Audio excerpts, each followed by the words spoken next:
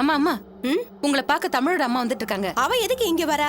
நான் இல்லன்னு சொல்லி அவளை வெளியில அனுப்பிட்டு கதவை சாத்தி தாப்பா போடு. சரி.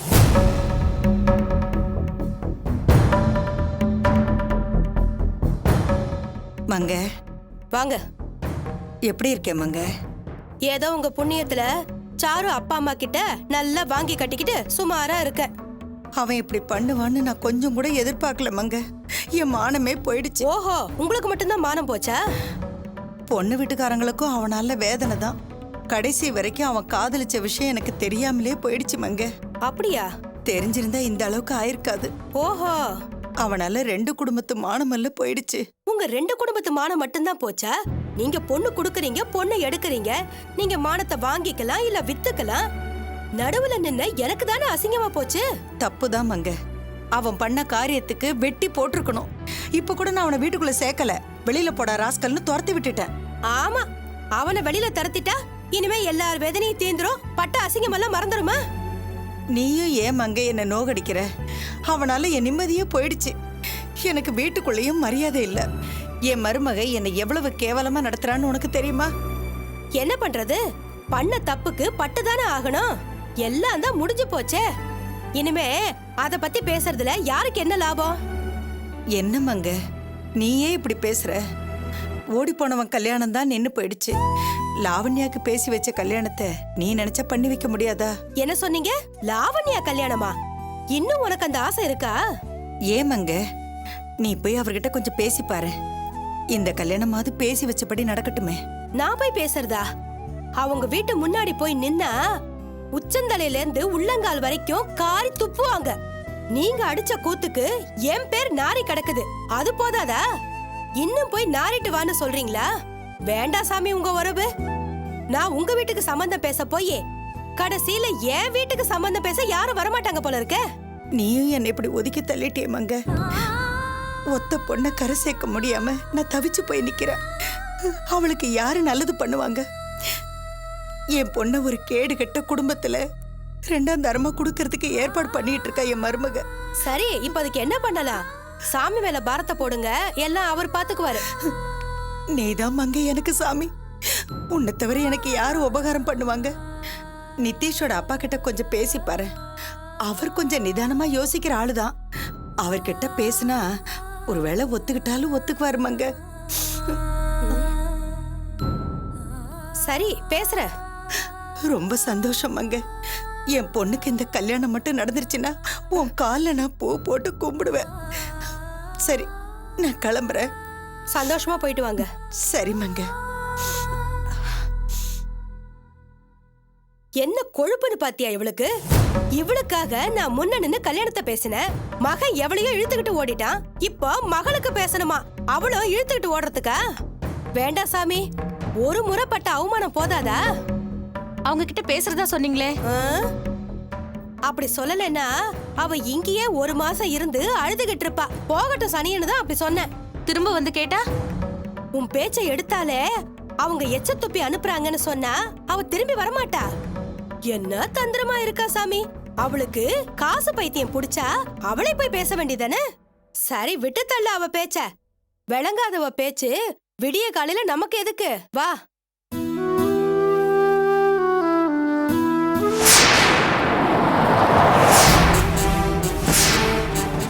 வா நிதிஷ், எங்க நீ வர மாட்டேன் நினைச்சிட்டே இருந்தேன். நீ வந்துட்ட, தேங்க்ஸ்.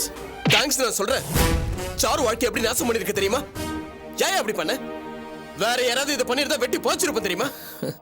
எதுக்கு நான் சிரிக்கிற? பண்றதெல்லாம் தப்பு. அசிங்கப்பட்டாலும் சிரிச்சுக்கிட்டே இருப்பியா? என்ன மனுஷன்டா நீ? நிதிஷ், கையிடு. நான் உங்ககிட்ட பேசணும்னு தான் கூப்பிட்டேன். வந்தது இப்படி சட்டையை பிடிக்கிறிய, விடு. நீ பேசுறது கூப்பிட்டா நானும் வந்து நீ நல்லா இருக்கேன்னு கேப்ப நினைச்சியா? சட்டையை பிடிச்சி சண்டை போறதானே நீ கூப்பிட்டவனே வந்த. சட்டையை பிடிக்கிறதுக்கும் சண்டை போறதுக்கும் உனக்கு உரிமையும் இருக்கு, உறவும் இருக்கு. அதனால தான் நான் சும்மா இருக்கேன். உனக்கு எனக்கு இனிமே என்னடா உறவு இருக்கு? ஓமலை மட்டும் இல்லடா, உன் குடும்பத்து மேலே எவ்வளவு பாசமா இருந்தா சாரு, அவளையே ஒதுக்கி வச்சுட்டீங்களே. நீங்களா மனுஷ ஜென்மமாடா.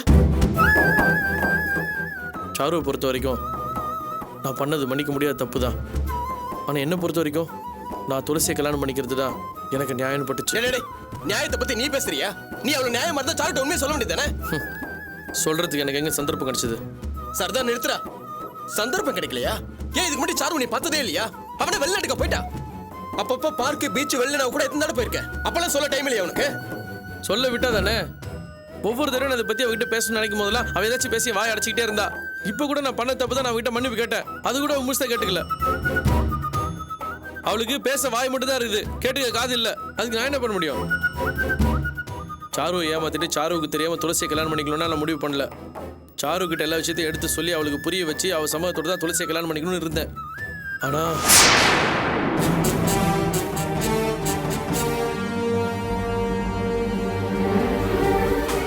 என் அம்மா காலேஜ் வரைக்கும் வந்து துளசி அசிங்கப்படுத்திட்டாங்க. எனக்கு வேற வழியே தெரியல. அதான் உடனே துளசியை கல்யாணம் பண்ணிக்கிட்டேன். நீ சொல்லு நிதிஷ், என் நிலைமையில் நீ இருந்தா என்ன பண்ணிருப்ப? உன்ன மாதிரி ரெண்டு பொண்ணுங்களோட வாழ்க்கையில ஒரே நேரத்தில் விளையாட்டு இருக்க மாட்டேன். தேங்க்ஸ். உன் வாழ்க்கையில் ஒரே பொண்ணு தான், கேட்க ரொம்ப சந்தோஷமா இருக்குது. அதுக்குதான் இந்த தேங்க்ஸ். சரி நீ சொல்லு நிதிஷ், என்ன முடிவு பண்ணிருக்கிற? என்ன முடிவு பண்ணிருக்கேன்னா? லாவண்யா பத்தி என்ன முடிவு பண்ணிருக்கேன்னு கேட்டேன். ஏய், நீ என்ன லூசா? உன்னால எல்லாரும் வாழ்க்கையும் ஸ்பாயிலா இருக்கு. இதுக்கு மேல எனக்கு லாவண்யாவுக்கும் என்ன இருக்கு? உனக்கு கல்யாணம் ஆயிடுச்சுல, நீ சந்தோஷமா இரு. யாரோட வாழ்க்கை எப்படி பண்ணா உனக்கு என்ன? இல்ல நிதிஷ், நீ பேச ரொம்ப தப்பு. நாங்க கல்யாணம் பண்ணிக்கிட்டது ஒரு நிர்பந்தம். என்னால உங்க கல்யாணம் நின்றக்கூடாது. அத நீ கல்யாணம் பண்றதுக்கு முன்னாடி யோசிச்சிருக்கணும். யோசிச்சிருந்தா உனக்கும் சாருக்கும் மட்டும் இல்ல, எனக்கும் லாவண்யாவுக்குமே கல்யாணம் ஆயிருக்கும். என்ன பேசுற நிதிஷ்? நான் பண்ணது தப்புன்னு இன்னும் சொல்றியா? இரு, இப்ப நீ லாவண்யா லவ் பண்றியா? சொல்லு நிதிஷ், லாவண்யா லவ் பண்றியா இல்லையா? தேங்க்ஸ், ரொம்ப தேங்க்ஸ். சரி, இப்போ நீ லாவண்யா லவ் பண்ணாலும் உங்க வீட்டில் உனக்கு வேற ஒரு பொண்ணு பார்க்குறாங்கன்னு வெயி. நீ என்ன மாதிரி லவ் பண்ண லாவண்யாவை கல்யாணம் பண்ணிப்பியா, இல்லை லாவண்யாவை மறந்துட்டு வீட்டில் நிச்சயம் பண்ண பொண்ணை கல்யாணம் பண்ணிப்பியா? ஒருவேளை உனக்கு உங்க அப்பா அம்மா தான் முக்கியம்னு அவங்க பார்த்த பொண்ணை தான் நீ கல்யாணம் பண்ணிப்பியா? அப்படி நீ கல்யாணம் பண்ணா லாவண்யா சும்மா இருப்பாளா? என்ன ஏமாத்திட்டு துரோகம் பண்ணிட்டு வந்து அழமாட்டா? உன் சட்டை பிடிச்சி கேள்வி கேட்க மாட்டா? அப்ப என்ன சொல்லுவ? போடி, எனக்கு எங்க வீட்டு கௌரவம் தான் முக்கியம்னு சொல்லுவியா? நிதிஷ், இப்ப என்கிட்ட உண்மையை சொல்லு. என் மேல இருக்க கோவத்தை லாவண்யா மேல காட்டாத. உனக்கு இப்ப லாவண்யா மேல விருப்பம் இருக்கா இல்லையா? எத்தனை முறை சொல்றது? இருக்கு, இது எனக்கு அப்பவே தெரியும். உரிமை இருக்குன்றதுனால தான் நீ என் சட்டையவே பிடிச்ச. சரி இப்ப சொல்லு, எப்ப கல்யாணம்? அது நடக்காது. ஏன்?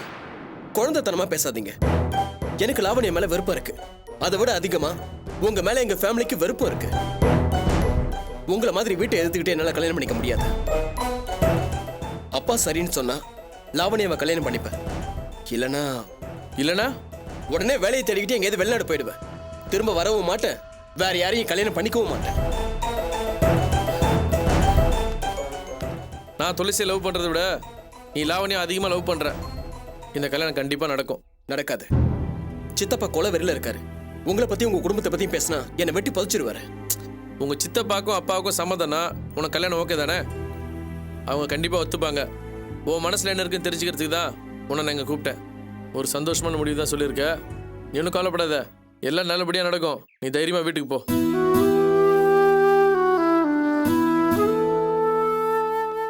சாரி, நான் ஏதோ கோவத்துல பேசுறேன், தப்பா நினைச்சுக்காதீங்க. நான் ஒன்றும் தப்பாலாம் நினச்சிக்கல.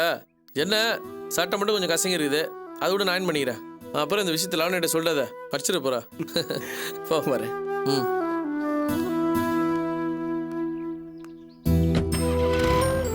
ஓகே, பாய். பாய்.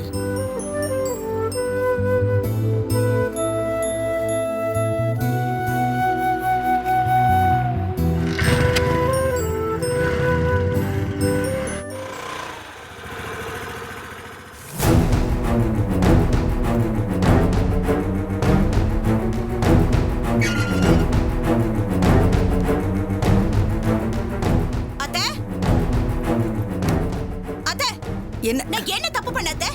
எனக்கு எதுக்கு இந்த அவமானம்? இந்த வீடு நல்லா இருக்கணும்னு நினைச்சது என் தப்பா? இந்த குடும்ப கௌரவத்தை காப்பாத்தணும்னு நினைச்சது பாவமா? நல்லது நினைச்சு என் மானமே போச்சு. எனக்கு எதுக்கு இந்த அவமானம்? என்னம்மா, ஏன் இவ்வளவு கோவமா பேசுற? என்ன ஆச்சுன்னு சொல்லிட்டு பேசுமா. வேணாத்த, இனிமே உங்க விஷயத்துல நான் தலையிடுறதா இல்ல. நான் பட்ட அவமானம் இந்த ஜென்மத்துக்கும் போதும். ஏன் உன் மானம் போற அளவுக்கு என்னம்மா ஆச்சு? என்ன ஆச்சா? ஏன் மானமும் என் புருஷ மானமும் கப்பல் ஏறி போச்சு. அப்படி நாங்க என்ன பண்ணிட்டோம்? லாவண்யா, நீயே சொல்லு. உனக்கு நான் கெட்டதை நடிச்சிருப்பேனா இல்லனா எனக்கு துரோகம் பண்ணிருப்பேனா? உன் வாழ்க்கை நல்லா இருக்கணும் தானே நான் உனக்கு மாப்பிள்ளை பார்த்தேன். ஏன் கெட்ட நேரம் அவன் மோசமானவனா போயிட்டான். அதுக்காக கேவலமான மாப்பிளை பார்த்தேன்னு வேணும்னு என் மேல பழி போட்டா எப்படி? அண்ணி நான் எதுவுமே சொல்லலையே. நான் ஒன்ன சொல்லல. கடையில வச்சு அவர் மானத்தையே வாங்கிட்டாரு. காரை துப்பாத குறையா கண்டபடி பேசிட்டாரு. யார் சுதா பேசுனது? புவியா? அவராலதான் மானத்தை வாங்க முடியாது, மானம் போறதே தடுக்க முடியாதே. பேசுனது உங்க ரெண்டாவது புள்ள.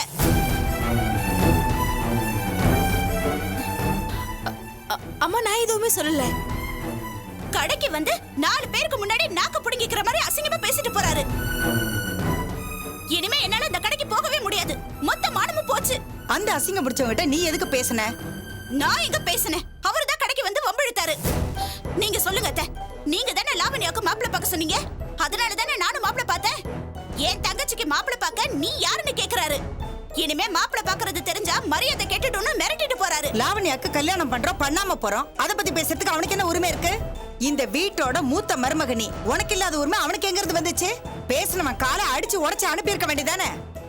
ஆமா, புவி கடையில இல்லையா? ஆமா இருந்தாரு. அண்ணங்கிற மரியாதை கொஞ்சமாவது இருக்கு அவருக்கு. அவரை பார்த்து இந்த மாதிரி தான் கேவலமா பேசினாருன்னு இல்ல. வாயில்லாத மனுஷன் பாவம். அவமானத்துல கூசி போயிட்டாரு. ஏத்த உங்க சொத்துக்கு ஆசைப்பட்டுதான் உங்களை இங்க வச்சிருக்கோமா? அப்படின்னு யார் சொன்னது?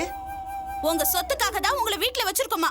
உங்க 2 பேரையும் தெருவுல தள்ளி சொத்தை புடுங்கிறதுக்காக நாடகம் ஆடுறோமா? யார பத்தி எந்த கவலையும் படாதவன் நாக்குல நரம்பு இல்லாம இப்படிதான் பேசுவானா? அவன் தான் எனக்கு புள்ளையே இல்லைன்னு சொல்லி நான் என்னைக்கும் அவனை தலைமொழிகிட்டேன்னு. அப்புறம் எதுக்கு அவன் சொத்தை பத்தி எல்லாம் பேசுறான்? ஆமா, புவி இதெல்லாம் கேட்டுட்டு சும்மாவா இருந்தா? ஏடா இப்படி எல்லாம் பேசுறேன்னு அவரும் கேட்டாரு. கூட பிறந்த அண்ணனு கூட மரியாதை இல்லாம அசிங்கமா பேசி அவர் அடிக்க போயிட்டாரு. அட பாவி, அவ ஏன் இப்படி எல்லாம் பண்றான்னு எனக்கு நல்லா தெரிஞ்சு போச்சு. தேவையில்லாம சண்டையை மூட்டி என்னையும் லாவண்யாவையும் இந்த வீட்டை விட்டு அனுப்பணும். அவனோட இருக்கிற மூதேவிதான் இப்படி உசுப்பேத்தி அனுப்பியிருப்பான். போதும் தே, போதும். இனிமேல என்னால இங்க இருக்க முடியாது. இந்த வீட்டை நான் தான் குட்டிச்சுவராக்குறேன்னு கேவலமா பேசுறாரு. அவங்களே வந்து இங்க இருந்து உங்களை பாத்துக்கிட்டு இந்த சொத்தை எடுத்துட்டு போட்டும். நாங்க எங்கேயாவது போயிடுறோம். நீ எதுக்கு எங்கேயோ போனோம்? உனக்கு எனக்கும் 1000 சண்டை இருக்கலாம். அதுக்காக மூத்த மருமக உன்னை நான் விட்டு கொடுக்க முடியுமா? ஈனமானம் இல்லாதவ என் மருமகளை தப்பா பேசுனா நான் பாத்துக்கிட்டு சும்மா இருப்பேனா? இரு சுதா, இப்பவே போய் அவனை இழுத்துட்டு வந்து உங்ககிட்ட மன்னிப்பு கேட்க வைக்கிறேன். வேணா அத்தை. அதெல்லாம் இப்ப நடக்கிற காரியமே இல்ல. அவர் குணமே மாறி போச்சு அத்தை. அண்ணி அண்ணின்னு எவ்வளவு மரியாதையா பேசுவாரு. இப்போ வா போன்னு மரியாதை இல்லாம பேசுறாரு. இப்ப நீங்க போய் அங்க பேசுனீங்கன்னா உங்களுக்கு அதே கதிதான். எங்க என்ன ஒரு வார்த்தை அப்படி பேசிடுவான் அவன்? அசிங்கமா பேசின வாய செருப்பால் அடிச்சு உன் காலடியில வந்து விழ வைக்கிறேன். உன்கிட்ட மன்னிப்பு கேட்கலன்னு வச்சுக்கோ, அவனுக்கு இருக்கு அப்புறம். Sir post.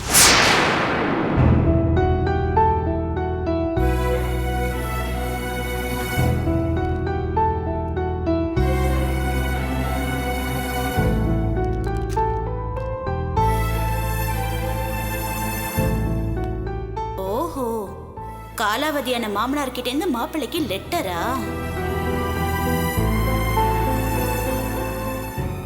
யாருக்கு சுதா? தமிழுக்கு தான். தூக்கி குப்பையில போடு. என்னைக்கோ செத்தவனுக்கு இன்னைக்கு வருது சீரு. அத்தை, இத பார்த்தா வக்கீல் நோட்டீஸ் மாதிரி தெரியுது. வக்கீல் நோட்டீஸா? பிரிச்சு பாரு என்னன்னு.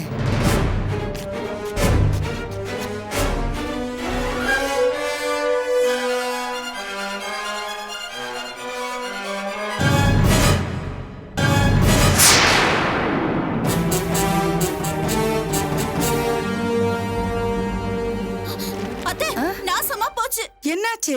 அந்த சாருவோட அப்பா வக்கீல் நோட்டீஸ் அனுப்பியிருக்காரு. ஐயோ, பொண்ணை ஏமாத்தி அவமானப்படுத்தினதுக்காக மான நஷ்ட ஈடா 1 கோடி ரூபாய் தரணுமா? இல்லனா ஜெயிலுக்கு தான் போகணுமா? ஐயோ கடவுளே, 1 கோடி ரூபாய்க்கு நான் எங்க போவேன்? நீங்க எதுக்கு பயப்படுறீங்க? தப்பு பண்ணது அவரு தானே. அவர் பேருக்கு தானே நோட்டீஸ் வந்திருக்கு. காசு அவரே கட்டட்டும். ஆமா, வேலைக்கு போகாத பிச்சைக்காரனுக்கு காசு மட்டும் எங்க இருந்து வரும்? நேரா ஜெயிலுக்கு தான் போவான். முதல்ல இந்த கரகத்தை கொடு. இப்பவே நான் போறேன். கோடி ரூபாய் அவன் கொடுக்கறானோ இல்லையே எனக்கு தேவையில்லை. உன் கால்ல வந்து அவன் விழுந்து ஆகணும். இத அவன் முகத்துல வீசிட்டு உன்னை வந்து பார்க்க சொல்றேன். அத்தை,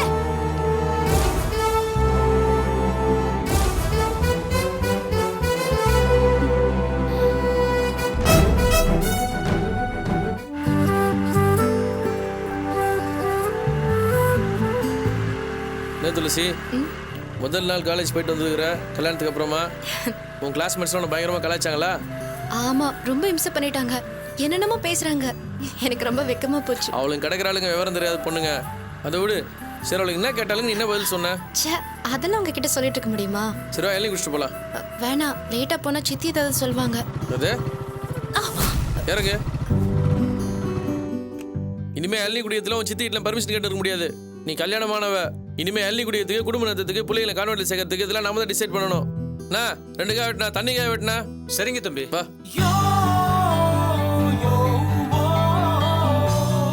இந்தா.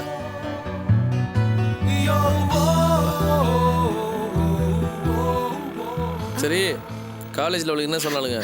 ஒண்ணும் இல்ல. ம்? ஒண்ணும் இல்ல. சொல்ல மாட்டியா? இல்ல. பரவாயில்ல, என்கிட்ட சொல்லலாம்.